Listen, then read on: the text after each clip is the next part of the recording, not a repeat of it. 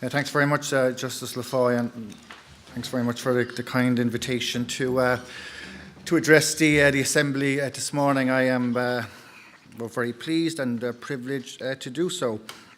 I brought along my relatively new version of the Constitution, which dates to 2015. My old version from 1987, which was a much lighter blue colour than this, literally fell apart over the course of the past 30 years from overuse, which might be a symbol in itself. I'm here to talk about the history of referendums and to take you through some of the main referendums that have happened in this state, to talk you through why they happened, results, outcomes, and to finish up with a few words on the importance of referendums in the history of our state, because I don't think there could be any doubt, as Justice Lafoy referred to, that amending the Constitution is a serious business. It's a serious decision to take. It's a serious decision, first of all, by the government to put forward a proposal to amend the Constitution, and then by we, the people of this state, when we go to the polling booth and cast our votes to either accept the change recommended or to reject it. So I want to finish up saying a few words about the importance of why voting in a referendum is a serious and important civic duty. So, the changing a referendum or changing the Constitution via referendum is part of the Constitution itself. Articles 46 and 47 of the Constitution talk about how the Constitution is amended and talk about the referendum process itself. So I think it's important to note at the outset that by partaking in this deliberate decision to amend the Constitution, we are living the Constitution itself. I view the Constitution very much as a living and breathing document, and by participating in a referendum, that is what we're doing. We are living the Constitution. We're one of the few countries internationally where every constitutional amendment does require the consent of the people, and I think that is a really important development. It was an important decision taken by Eamon de Valera and his co-authors of the referendum when it was passed by plebiscite in 1937. And to this day, there have been 38 amendments which have gone to the people. There technically have been 40 amendments. The first two were done via the Oireachtas itself because of a proposal that within the first 3 years the President could sign off on changes. Since then, the only way the referendum can be changed is by dint of we the people deciding that is what we want to do. The first referendum took place to change the Constitution in 1959. So basically, 22 full years after the Constitution was first introduced, we had a change for the voting system to put in place a first-past-the-post system as distinct from the PRSTV system we all know and love so well and use when we go to the ballot box. It was a very controversial referendum in many ways. Sean Lamass, and he was the architect of modern Ireland, along with Eamon de Valera, was of the view that no one really could understand PRSTV. People at the end of the room perhaps could understand it, and it was quite easy to operate as a voter. I mean, PRSTV is easy to operate as a voter, but his view was that nobody really knew what happened to a third or fourth preference in the when the votes were being counted, so into the dark, mysterious cavern of what happens after one has cast one's vote. The opposition to that referendum was very strong on the idea that this was basically a cunning and shrewd plot by Fianna Fáil to give perpetual government to that particular party by having a first-past-the-post, because as we know, right up until the election of 2011, Fianna Fáil always got the most votes in general elections. So, but I was defeated. Since then, we have had, as I point out here on the slide, 9 referendums on moral issues. I describe moral issues as basically abortion, divorce, and the 2015 referendum on same-sex marriage. 9 on the European Union, to amend our constitution by dint of our membership of the EU. That obviously dates back to our membership of the Union and the decision taken by the people in 1972 to enter as it was then, the EEC, and has developed into the European Union over the course of the following 44 years. We've had 7 on voting and various styles. Again, we've had 2 on PRS TV, 1959, 1968, and we've had various others, some more technical than others. 4 on what I would describe as political governance and the judicial framework of the state, including things like the establishment of Oireachtas inquiries that we voted on back in 2011. We've had one obviously very significant referendum on Northern Ireland, the Good Friday Agreement, Belfast Agreement of 1998, to allow us to amend the famous Articles 2 and 3 of the Irish Constitution, One Ruch na hÉireann, and of course those original articles laid claim to the whole territory of the island. We've had one very significant referendum on children's rights, and we will have 7 on relatively technical issues of the state, none of which really broached very many strong emotions. And as you know, referendums do engender strong passions and emotions, and we can expect that to continue, and some referendums clearly don't. Why amending the Constitution is important is because it has in many ways allowed really significant, I would say fundamental changes to take place in this state.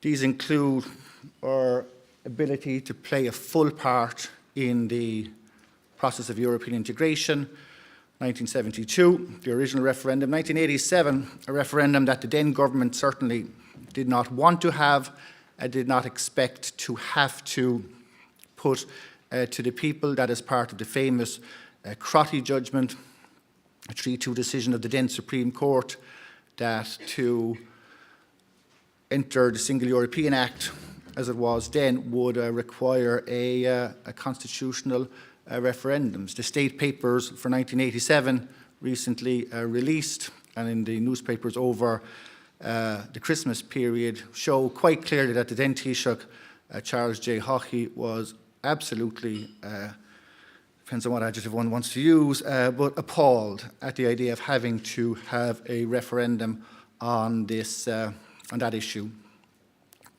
But a referendum we had to have, and of course it was passed successfully. We then had referendums in 1992, 1998, 2002, 9 and 12. There have been more referendums, of course, because we had Nice in 2001, which was rejected, and then subsequently passed in 2002, and Lisbon, which was firstly rejected in 2008, and then successfully passed the following year in 2009. Divorce has been legalised by dint of referendum, and our state's ability to fulfil its part of the Northern Ireland Agreement, also a very significant part of the constitutional amendment process, and recently the legislation of same-sex marriage, which was, as we know, greeted with some significant delight by large sections of our population.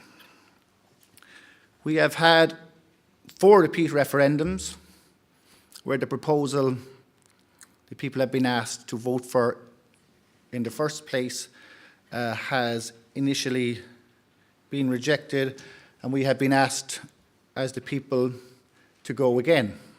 1959, as I alluded to earlier, the then Fianna Fáil government tried to amend the electoral system, and they went back in 1968 to basically put the same question to the people and to put the same arguments forward, that it was basically far too complex when it came to the counting of votes, and it would be a much simpler task to have what we call first past the post, a type of British system basically where you would give your number one vote to whichever candidate you preferred, and that was that, as distinct from voting down the ballot paper as we do today. It's very interesting, that referendum, in that it, the only proponents of it and supporters of it in the Oireachtas were Fianna Fáil.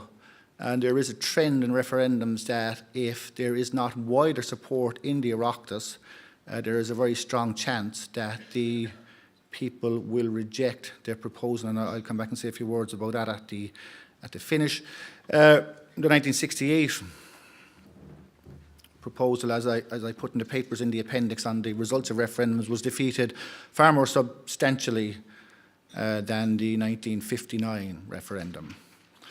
In divorce, we were asked to amend the Constitution in 1986 as part of the then Fine Gael Labour government led by Garret Fitzgerald and Dr. Fitzgerald's famous constitutional crusade. Of that period had at its heart the proposal to amend the Constitution and the article that prohibited a divorce. That was rejected quite substantially on a 2-to-1 vote. In November 1995, on a terribly dark, dank and wet day, the people voted by just 50.3% to 49.7%, just over 9,000 votes, to actually approve for the allowance of divorce in this state, albeit on quite strict terms, which are actually included in the Constitution, in the amended article. Both the Nice Treaty of 2001 and the Lisbon Treaty of 2008, part of the European integration process, were initially rejected by the people. Various safeguards were put in place by the European Union on dint of negotiations with the then Irish governments in both 2002 and 2009, and at the repeat referendums, both were subsequently passed. But it is important to note, I think, that additions to both these treaties were part of the renegotiation process, and it was easier then for the government to go back to the people to say the concerns that you have offered in voting no to Nice in 2001 and Lisbon in 2008 have been heard loud and clear in the corridors of power, not only in Dublin but in Europe, have been listened to, and effect has been given to them. Just to briefly go through, we've had 5 referendums on abortion. I don't categorise these as repeat referendums because we haven't addressed the same question as we addressed in Europe and divorce and the electoral system.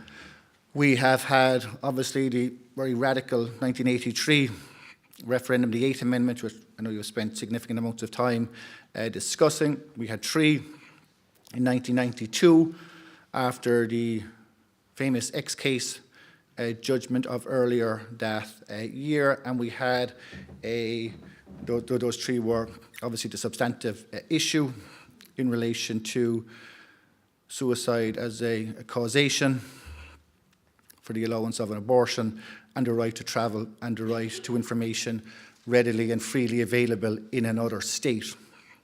And in 2002, just 2 months prior to the general election of that date, the then Fianna Fáil PD government led by Bertie Ahern went back to the people on, again, the substantive issue to remove suicide as an ideation for an abortion, and that was very narrowly defeated by the people.